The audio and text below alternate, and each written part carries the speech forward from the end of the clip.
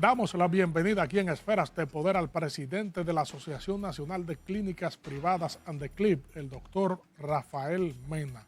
Muchísimas gracias por el honor. Al contrario, gracias por la invitación, encantado de estar en este programa y espero que le podamos dar las informaciones necesarias a la población para que esté un poco tranquila en lo que se respecta al aspecto de la medicina. Correcto, doctor. A propósito del aspecto de la medicina, quisiéramos saber cómo andan las clínicas privadas del país. Bueno, las clínicas privadas del país en este momento estamos pasando por una situación un poco difícil. Porque como es del conocimiento suyo, desde que hace 25 años entró la ley de la seguridad social con la ley 8701, nosotros hemos venido pasando diferentes episodios. Lo primero fue adaptarse a la situación, algo que nosotros no estábamos acostumbrados generalmente, y después de eso han venido muchos cambios en la misma práctica de la medicina. Por ejemplo, nosotros, porque quisiera que la población entienda dos cosas diferentes, que a pesar de que estamos ligados, la clínica es un asunto y los médicos son otra.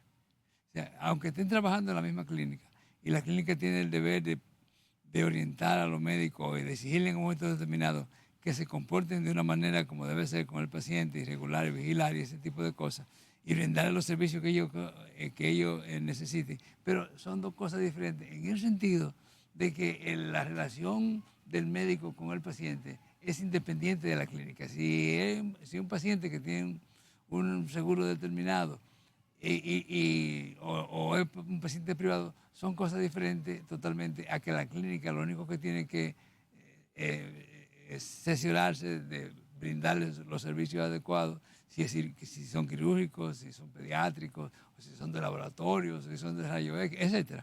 Entonces, eso es lo que tiene que ver. De manera que no se puede ver como en la práctica la gente ve que si un médico comete tal o cual defecto en una institución dada o trata mal a un paciente, en esa clínica me trataron mal. No, nosotros no tenemos que ver con eso, porque son dos cosas totalmente diferentes. Entonces, las clínicas, cuando les decía que hemos estado en situaciones diferentes desde que entró la ley 8701, ni siquiera esa ley la han cumplido ellos mismos lo que lo hicieron, porque ustedes saben muy bien que esa fue una ley precisamente originada en Chicago, y usted se recuerda que le llamaban los Chicago Boys, y que fue una respuesta al neoliberalismo, que el neoliberalismo en el 94, en esa época, decidió entrar en las clínicas, la mayoría de los negocios, para tomarlo ellos como tales, los neoliberales. Y ahí fue que surgió ese aspecto. Y le decía que en la misma ley, la 8701, no ha sido cumplida,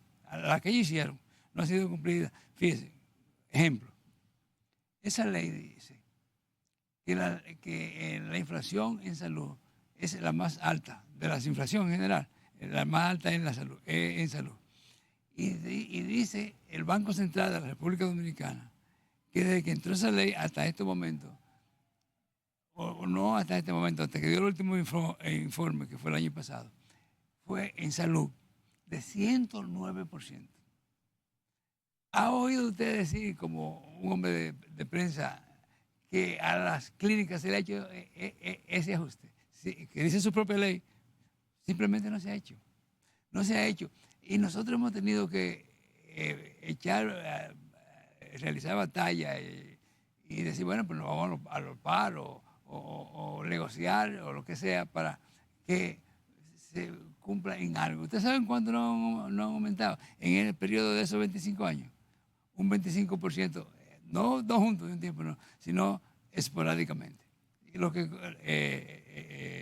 conlleva para nosotros una pérdida bastante grande, y por eso usted ha oído decir que han quebrado y han cerrado muchísimas clínicas, pero esa es la causa, fundamentalmente, que no se ha cumplido esa parte de la ley. Y inclusive, si yo le digo que hay la RS más grande, no es solamente que no ha cumplido el pago de los 109%, sino que ni siquiera ese 25% lo ha hecho. Dicen, no lo ha pagado, ni siquiera ese 25%. sea, fíjese cómo es que va la situación. Y usted me va a decir, bueno, ¿y por qué entonces no se ha cumplido con esa parte de la ley? Bueno, porque nada más no es esa sola. Por ejemplo, dice que debe ajustarse y cambiar la ley a lo más tardar a los 10 años. Nosotros hemos oído, cuando digo nosotros, me refiero a ANDECLIC con sus diferentes directivas y miembros de la sociedad dominicana que trabajan en medicina. Incontables las veces que hemos ido al Congreso. ¿Y usted ha oído que ha habido un cambio? No ha habido tampoco cambio. O sea, a nosotros nos tienen usando el lenguaje del pueblo como la arepa. Fuego por arriba, por abajo y por el medio. O sea, es una situación bastante delicada que nosotros estamos confrontando ahora. Y fíjese, cuando yo le digo ese tipo de cosas, esas son realidades. Hace un par de meses, por ejemplo, que usted sabe que hubo un aumento salarial para los sueldos mínimos, ¿verdad? Y anteriormente lo había habido de un 18%, recuérdese, hace un año atrás, que si usted se pone a sumarlo, prácticamente, o sin prácticamente es un 30%. ¿Ha oído usted decir que se ha ajustado parte de eso? No lo hemos tenido que absorber nosotros. Entonces, ¿y usted cree que es realmente al sueldo mínimo el ajuste salarial? Un ejemplo práctico, por ejemplo. La gente que trabaja en el transporte de las camillas y eso, comenzando por ahí. La gente que trabaja, usted está en la higiene de la clínica, y eso, y en la seguridad de la clínica, que ese otro acápite que hemos tenido que tener. Prácticamente en la clínica tenemos que tener una policía secreta. Pero bueno, ese aumento salarial que ha sido de un 30% en el periodo de un año, nada más no es a ello que hay que comentarlo, porque usted se imagina que usted le aumente 12 o 18 mil pesos a un salario mínimo. Entonces se va a igualar a una enfermera. Y es justo que a la enfermera no se le mantenga ese salario por encima por la profesión que ella tiene. Entonces usted tiene que hacérselo también. Y ese mismo ejemplo tengo yo que decírselo del laboratorio, porque la gente del laboratorio son las que trabajan con las muestras del laboratorio por los análisis de la sangre. Entonces lo vamos a poner a ganar lo mismo, que no lo estoy discriminando, sino la realidad, que usted sabe que es así. Descrita la situación, doctor, ¿qué necesita el sector actualmente? Bueno, fíjese, qué bueno que usted me haga esa pregunta. Yo le estaba dando todos esos datos para que la población entendiera.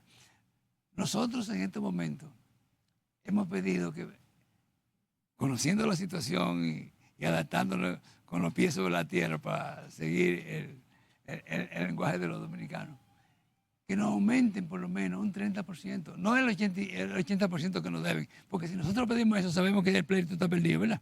Entonces, para nosotros compensar todo este tipo de cosas que nosotros le estamos diciendo. Porque yo le he señalado eso, pero hay otras cosas que un poquito más raras se las puedo señalar. Pero si nos aumentan ese 30%, por ejemplo, nosotros podemos compensar esos gastos que hemos tenido en estos momentos.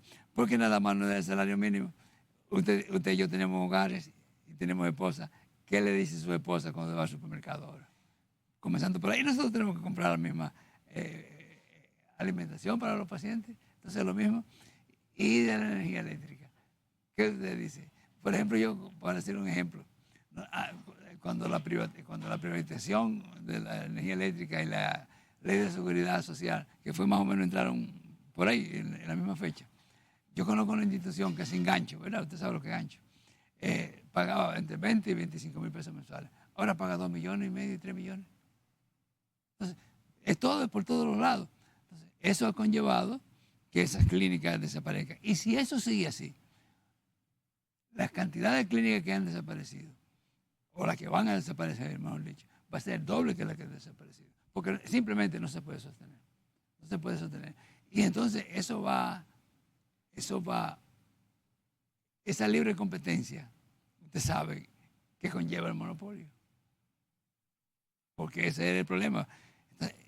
Entonces, la desaparición de todas esas clínicas conlleva al monopolio,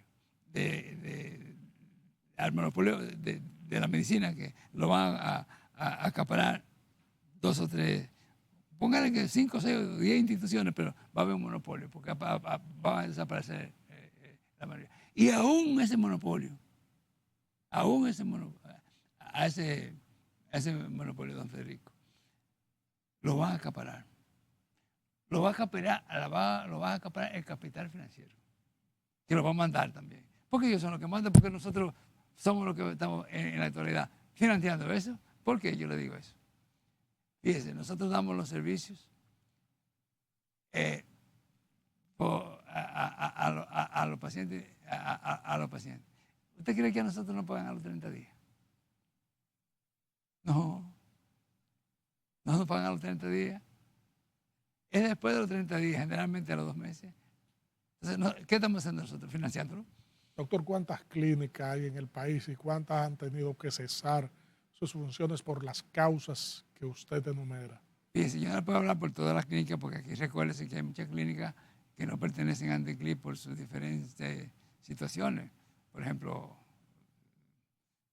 usted sabe que hay mucho privilegio en ese sentido. Pero en sentido general, clínicas pequeñas y medianas, que es la mayoría que nosotros pertenecen a nosotros. No quiere decir que no hayan grandes, pero son 138 clínicas en el país entero. Y en la actualidad ya han desaparecido unas 26, más o menos, contestando su pregunta. Entonces, eso va a seguir. Va a seguir si no se ajusta que se cumpla con lo que nosotros le estamos diciendo. Y además de eso, no sé si usted habrá oído decir que en estos momentos, en este periodo del Congreso de la República, quieren realmente hacer una modificación, que se cumpla lo que dice su propia ley, hacer una modificación de esa ley.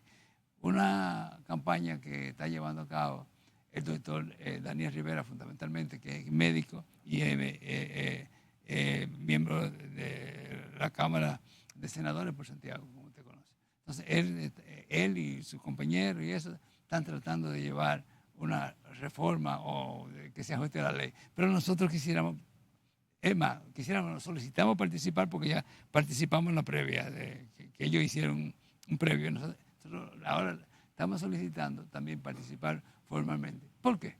Porque nosotros decimos que ahí tiene que haber cambio también. En esa misma ley de ahora. ¿Usted cree que es justo? Por ejemplo, que yo sé que usted sabe eso, que nosotros le damos servicio al 48% de la población dominicana. Vamos a decir que a la mitad de la población dominicana, ¿verdad? Nosotros no estamos representados en ese consejo. Nada.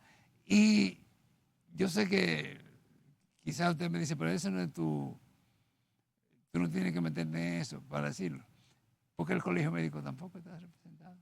El colegio médico tiene voto. ¿Y qué? ¿Qué tiene voto? Tiene veto. ¿No tiene veto? Entonces, fíjese usted que esa es de las cosas también que nosotros pedimos, que debe aprobarse las decisiones por una actitud democrática. O sea, se planteó tal problema, todo el mundo oye la opinión de cada quien. Bueno, la mayoría, entonces se debe aprobar.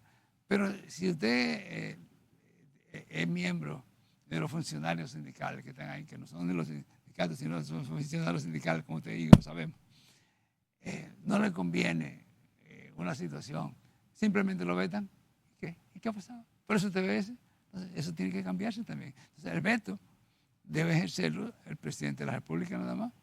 No ninguno de nosotros, sino el presidente de la República. Si hay una decisión y decide el veto, sí, para que tenga una responsabilidad, porque el mayor responsable de la situación debe ser el presidente de la República, y le estamos pidiendo que él sea que ejerza el poder y no que se le deje caprichosamente a cualquiera que afecte sus intereses momentáneamente. ¿Hay algún acercamiento, algún diálogo acerca de esta situación para tratar de llegar a un punto medio, a una situación de flexibilidad que se puedan superar esos problemas. Precisamente, eso que usted está señalando es lo que nosotros estamos pidiendo. Nosotros lo estamos pidiendo y lo estamos haciendo de buena fe y estamos tratando de hacer exactamente lo que usted dice. Y yo no se lo dije a usted, eso es una deducción suya. Pero eso es lo que estamos haciendo en este momento para ver si la situación cambia y podemos dar mejor servicio a la ciudadanía y las clínicas no desaparecen. Esa es la idea que nosotros estamos haciendo. E inclusive también para seguir esa misma reflexión, nosotros pedimos que la parte médica, el representante, sea el ministro de Salud Pública, porque el médico es el que conoce los problemas.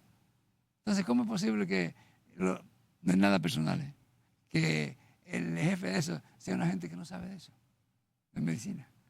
No puede ser. O sea, fíjese, todos esos son cambios que nosotros estamos pidiendo, que se ejecuten. Ojalá se pudieran ejecutar o que lo pudieran oír y que no vean que son extremismos nuestros tampoco. Así que nosotros lo que estamos tratando de conseguir una situación equilibrada para que se dé un mejor servicio. Por ejemplo, usted sabe que hemos sido nosotros acusados en diferentes oportunidades de que no entregamos cadáveres, de que no entendemos a la gente que va en emergencia, porque tengan pendiente que hay dos cosas. Ahí está la emergencia y está la urgencia. No es lo mismo una urgencia que una emergencia, ¿verdad? Son dos cosas diferentes. Entonces, se nos acusa a nosotros que no damos los servicios. Yo le garantizo que las clínicas de Indeclí, no puedo hablar por otra, en el país, están debidamente orientadas que cuando llega un paciente en un estado de emergencia crítico a una institución, tienen que darle los servicios. Porque no lo dejan morir. Si usted llega, si la señora suya o la mía llegan con un parto sangrando y llegan en forma expulsiva. Expulsiva quiere decir que lo está dando a luz. Lo vamos a dejar morir. Vamos a dejar morir el muchacho, vamos a dejar morir. Automáticamente, cuando se llega a una institución, el médico que está ahí, la enfermera que está ahí, ni pregunta ni nada, hace lo que trata de salvarla. Y si llega usted convulsionando, lo van a dejar morir convulsionando. O si usted llega por falta de oxígeno, que usted llega negro, no por racismo ni nada de eso, sino el color que se le pone por la falta de oxígeno, no se lo va a suministrar. Entonces yo le pregunto a usted, no tengo que preguntarle porque usted es el que pregunta, pero le comento, mejor dicho. ¿Quién nos paga eso a nosotros? Si el paciente no tiene seguro, si no tiene ninguna cobertura, si tiene nada. Entonces, después que nosotros estabilizamos al paciente, le damos las instrucciones a nuestra institución, estabilícenlo primero. Dice, pues mire, yo no tengo seguro. Entonces, nosotros contribuimos, llamamos al 911, llévelo a la institución que su seguro, usted tenga el acuerdo de trabajo con ellos. Pero después que el paciente esté estabilizado, o si no, si usted no tiene, porque puede ser usted el caso que también que usted tenga un seguro, pero no a la institución que usted fue por una emergencia, tenga el contrato con el seguro que usted tiene. Entonces, después que está establecido, señor, mire, su seguro es de la clínica X, usted está estable, usted puede ir allá ahora. Entonces, así es que estamos haciendo, pero le damos esos primeros auxilios y estabilizamos a los pacientes. Pero ¿quién no lo paga?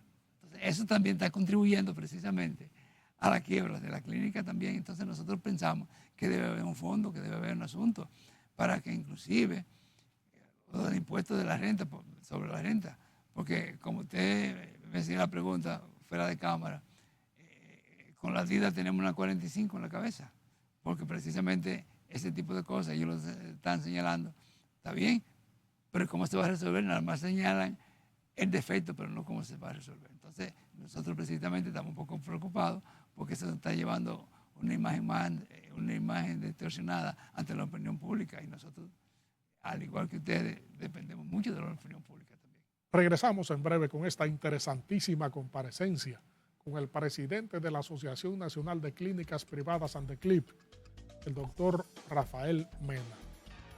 Si el paciente dice, no, mire, yo no voy para ese lado, yo me voy a quedar aquí. Entonces ahí es que viene el problema que dicen, no, pero usted tiene que hacer un depósito. ¿Por qué el depósito? ¿Quién le paga a la clínica el consumo en medicamentos? Porque la clínica las clínicas no fabrican medicamentos.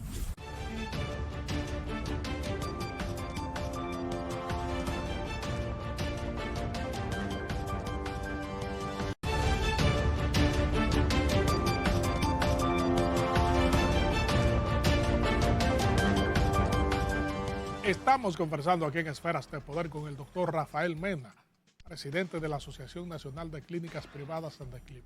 Doctor, siempre se cuestiona el hecho de que se lleva un paciente a una clínica y allá no se le permite la atención en lo que se denomina rebotes.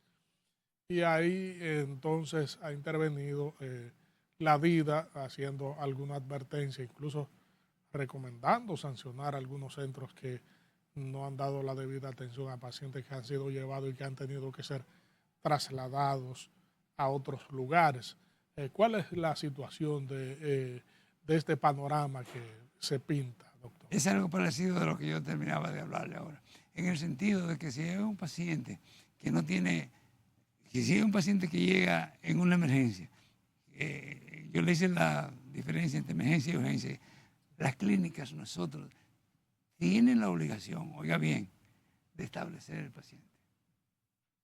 Nosotros lo establecemos. Y las clínicas que no lo hagan están en problemas. Le quiero aventar eso. Establecemos.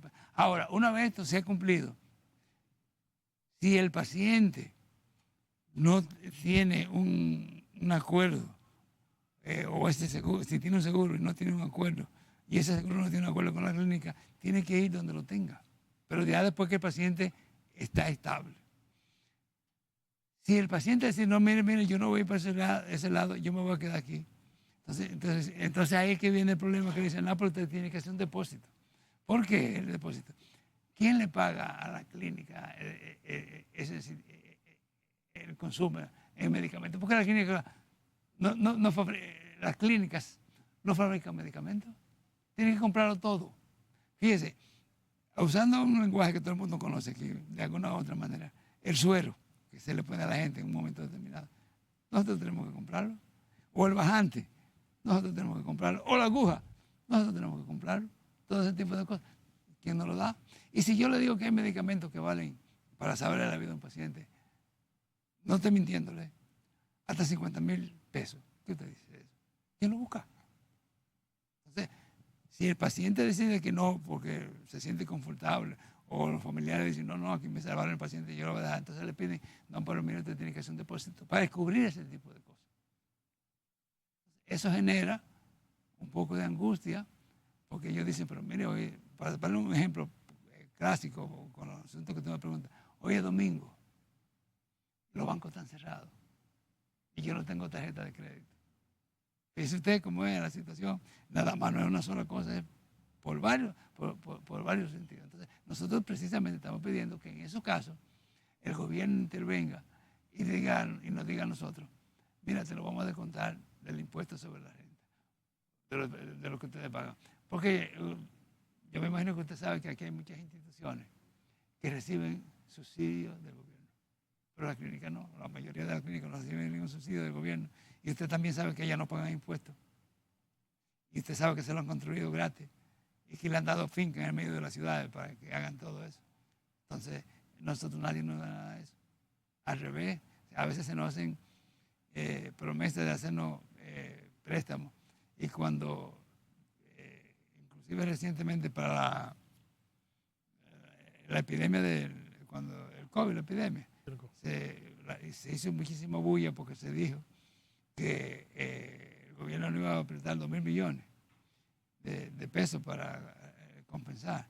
Y cuando las clínicas fueron, solamente se le prestaron a 3 clínicas, porque le pedían hasta el acta de nacimiento para hacer el préstamo. Sin embargo, a otra institución, y eso hacía más o menos 38 millones de dólares. Sin embargo, a otra institución le prestaron 48 millones de dólares a una sola. 48 millones de dólares. Entonces, fíjese usted si la situación es así. Y hay aquí instituciones que reciben 500 y 600 millones de subsidio y cobran más que nosotros. Dicen que por todos lados, la situación de las clínicas es un poco difícil. Y cuando yo le digo todo ese tipo de cosas, no es nada personal, porque quienes hablan, como usted sabe, ya yo no tengo esa necesidad, porque ya yo tengo bastantes décadas arriba. Yo tengo inclusive ya hijos médicos que tienen 20 años en ejercicio de la profesión. Yo cumplí. Yo tengo más de 60 años trabajando en medicina. O sea que es así. De manera que es una situación difícil. Y si se lleva a cabo lo que lo que el capital quiere llevar a cabo en el sentido del sector financiero, los médicos, recuérdense que no son clases, es un sector, porque los médicos creemos que somos clases. No, nosotros no somos ninguna clase, somos un sector medio de la sociedad. Ya los médicos dejaron de verse con régimen de una manera piadosa que se veían antes. Usted sabe que eso cambió, porque ya los médicos, anteriormente así era que se veía, médico piadoso, pero ya eso cambió. ¿Por qué? Porque para el médico ha cambiado todo también. Un médico puede vivir sin dinero, un médico puede mandar a sus hijos sin dinero a la escuela, un médico puede andar en un automóvil sin dinero. Entonces, eso, y la misma clínica que damos el servicio puede subsistir sin dinero. Entonces, no somos nosotros los médicos los que hemos decidido eso, es al revés. A nosotros se nos ha impuesto eso, y usted sabe muy bien que lo que se dice muchas cosas del dinero, que el dinero todo lo puede, que convierte el odio en amor y el amor en odio. Es así, o sea, de manera que eso pasa, y la lealtad la convierte en deslealtad, y la deslealtad la convierte en deslealtad. Y la situación del SENASA y las clínicas, ¿cómo marcha, doctor? Ay, usted sí me puso el dedo sobre la llaga. Sí, SENASA es la única que no nos ha hecho a nosotros este pírrico aumento del 25% que yo le digo, y nosotros lo hemos pedido en todos los sentidos y en todo momento. Sí, es así. Y entonces ellos argumentan que tienen déficit financiero y ese tipo de cosas. Y en estos momentos también hay muchas instituciones que están pasando momentos difíciles para el pago. Yo espero que eso se resuelva, porque no quisiésemos que... Nosotros hemos tenido que frenar muchos compañeros de nosotros que están planteando la posibilidad de dejar los servicios. Entonces va a ser peor, porque mucha población dominicana económicamente limitada tiene sus servicios a través de eso. Y si se suspenden esos servicios, va a haber otro problema más serio. O sea, irse a una huelga, doctor. Sí. Pero recuérdense que nosotros tenemos algunos reglamentos. Es que por donde quiera nosotros nos reglamentan. Nosotros tenemos contratos con las diferentes instituciones de las ARS. Esos contratos dicen que nosotros tenemos que darle por escrito un mes antes de parar los servicios. Pero ya yo tengo muchas cartas, lo que pasa es que no lo he pasado tratando de resolver el problema, que dicen que están dispuestos a parar esos servicios. Imagínense usted que llegue ese momento. Pero tenemos que hacerlo de esa manera legal, porque de lo contrario, a nosotros sí nos aplican los asuntos legales. En ese sentido. Que dicho sea de paso, ahora que estoy hablando de lo legal, usted sabe que ese es otro gasto que nosotros tenemos ahora. No estoy justificándolo, sino otro gasto. ¿Por qué? Usted se recuerda muy bien que anteriormente no habían demandas contra los médicos. Y ahora están las demandas a dos por chele contra la clínica. Inclusive si es un médico que cometió un error, usted sabe, y la clínica no tuvo nada que ver con eso. Usted sabe que a la clínica la demandan también. Ahora, por asunto de, como dicen ellos, de complicidad, asuntos legales. Eso y entonces nosotros también, además de todos los gastos que yo le estoy señalando, ese es otro gasto para nosotros, porque tenemos que tener protección y para nosotros y también para el mismo paciente, porque a lo mejor se comete algún error. Eso es cierto, porque en medicina, muchas veces, 2 más 2 no son 4. Lamentamos, doctor. Si no son 8. Lamentamos que el tiempo haya terminado en una conversación tan interesante y orientadora como esta, sobre todo a un sector importantísimo de la colectividad, como son las clínicas, en los servicios de salud. Esferas de Poder tendrá que extenderle una nueva invitación para que sigamos ahondando sobre estos temas que son de tanto interés para la colectividad. Muchas gracias, don Federico, y gracias por permitirme expresarme libremente sin ninguna cortapisa. Gracias a ustedes, amigos televidentes, por habernos acompañado en esta interesantísima comparecencia con el presidente de la Asociación Nacional de Clínicas Privadas Andeclip, el doctor Rafael Mena. Proseguimos con nuestro contenido.